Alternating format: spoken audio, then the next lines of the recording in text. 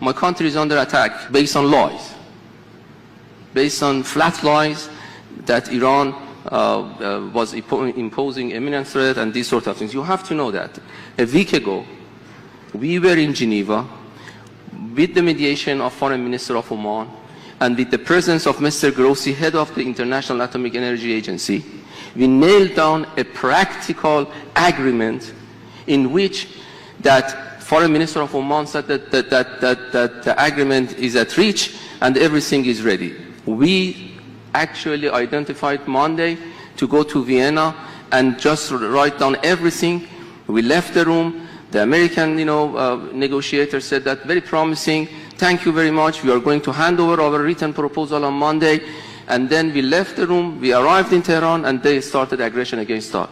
This is a TV reality show.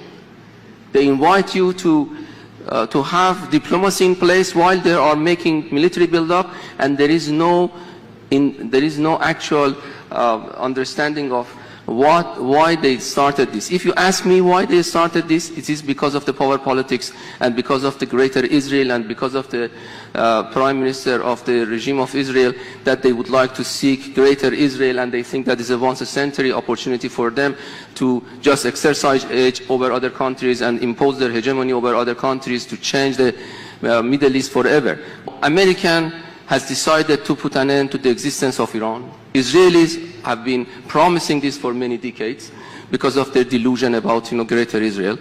And this is our response. We have no option just to put an end to the presence of United States in the surrounding area of Iran.